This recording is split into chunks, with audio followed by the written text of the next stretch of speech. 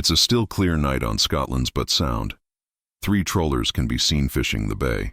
They occasionally pass each other as they drag their nets along the deep trench below. The captains keep a close watch on the waters ahead while the deckhands work hard manning the gear. Unbeknownst to the crews on the surface, a series of events have begun to unfold beneath them, and for one of these boats, a simple turn of the wheel could spell disaster. This is the story of the Antares. Music. The Lockheed, Scotland. The HMS Trenchant is a nuclear-powered trawler, class submarine measuring 82 min length and crewed by 120 personnel. It's a gray overcast day as 6 trainees and their commanding officer prepare to board. These men are candidates of the Royal Navy's infamous Perisher course, a 24-week program designed to assess their ability to command a submarine. Known for its grueling demands, it's considered one of the toughest command courses in the world. The commanding officer of the course has over 18 years of experience on such vessels. At 41 years old, it marks 10 years since he completed his own Perisher course in 1980. Once aboard, the Trenchant proceeds to a designated exercise zone between Scotland and the Faroe Islands. Here she spends the next 4 days running a myriad of simulations and navigation drills, testing the trainees to their maximum. It's 11 p.m. In the small fishing village of Carradale, the crew of the trawler Antares are preparing for a 5-day trip. They pack the vessel with supplies before casting off into the night. Their destination lies northeast of the island of Arran to the deep trench of Debut Sound, a well-known fishing ground and one they have visited many times before. The Antares is a wooden trawler built in 1965. She's 57 ft long with a crew of 4 on board. The skipper is 36 years old with years of fishing under his belt. He purchased the Antares 3 years prior and fished continuously during this time. Tonight was just another routine trip for him and his 3 crew. 2 other trawlers, the Heroine from Troon and Hercules from Ayr, are also fishing in the area. Over the following days, thieves come in and out of visual and radio contact as they pass in close proximity. The Antares moves to other grounds on occasion, but returns to do most of her fishing in the trench. On the evening of November 21st, conditions were excellent. Light winds, 8-mile visibility, and an air temperature of 11 degrees C. The Antares briefly calls to the port of Lars to offload her catch before swiftly departing once again. At 5:30 p.m. that evening, she arrives back in the southern end of the Butt Sound, with the crew shoot their fishing lines and begin towing in a northwesterly direction. Ahead of them in the dark, the crew see the Heroine, also traveling to the northwest. The captain of the Antares picks up the VHF radio. 7, he informs the Heroine's captain that he plans to rest below deck for a short time while another crew member takes control of the vessel. The 2 men speak a little longer before they sign off with an over and out. By this time, the Trenchant had completed the first phase of her exercise in the North Sea and had headed back towards the south. The course had begun to take its toll, and the 6-man team was now reduced to 4. The vessel made her way to the Clyde training area, now accompanied by the surface ship Charybdis. From here, her movements are recorded in detail within the ship's log. At 11:30 p.m., the Trenchant's crew was tasked with a dummy mine-laying exercise in the nearby Hunter Channel. The Caribus Westo acted as an opposing force while the Trenchant made a series of evasive maneuvers to avoid detection.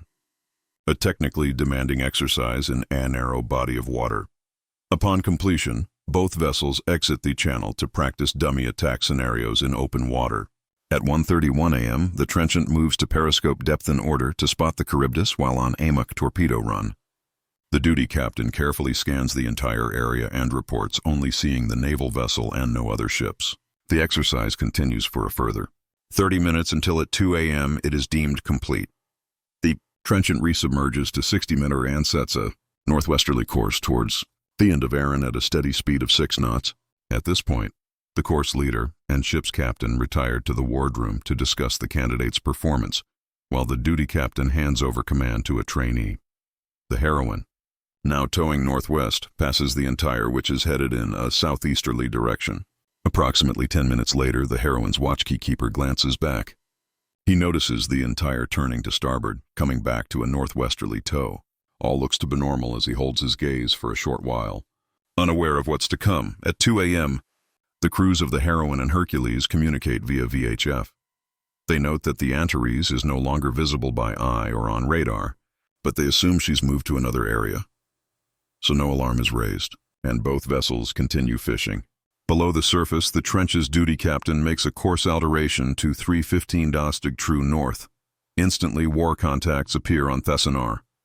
These are designated as M1, 3, 5, and 45. M1 was identified as the Charybdis, now departing the area. Contact 5 is classified as a fishing vessel. Its signal was growing louder and her course was shifting rapidly. The passive sonar didn't provide an exact range, but at 35 dB, it was all of a sudden alarmingly close. The trainee captain ordered a sharp turn to port. As the submarine's bow swung through the water, the sonar operator reported Contact 5 was now closing distance rapidly and was well within the required 2,000-yard exclusion zone. The duty captain eases the rudder, hoping to reduce the rate of approach. But it was too late. At 2:19 a.m., the submarine shutters ace a series of loud bangs echo through the control room. The sonar controller immediately reports a troll snag. The submarine's engine's air stopped as troll wires scrape along the metal hull of the trenchant. Thesanar operators could hear strange disturbances through their headsets. Among them, the sound of a propeller spinning up. The course leader rushes back to the control room and among the chaos retakes command of the trenchant. For the 4 men aboard the Antares, the moments that follow were filled with terror and confusion. All is normal until without warning their troll wires are suddenly wrenched taut.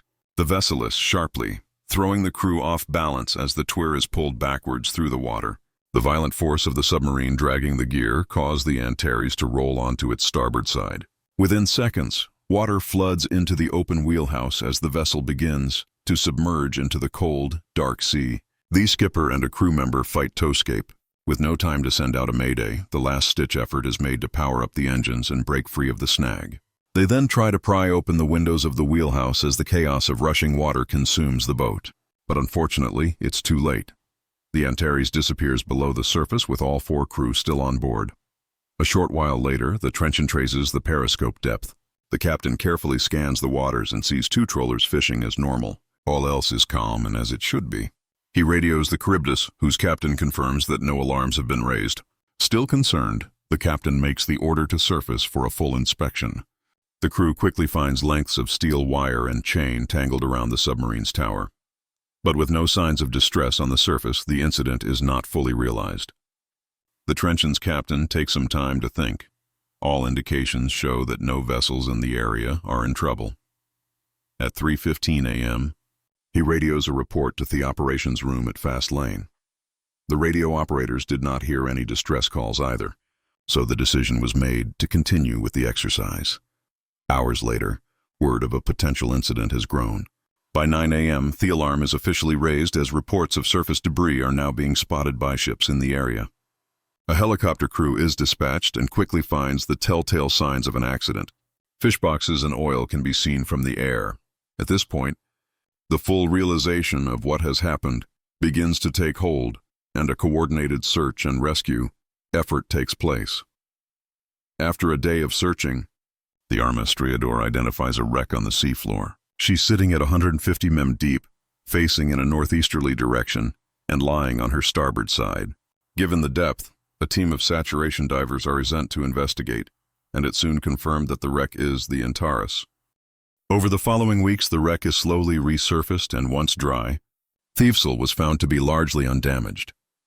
The electrical systems had long succumbed to the saltwater's relentless corrosion, yet the hull and main structure of the vessel remained largely intact, a silent witness to the tragedy that had unfolded.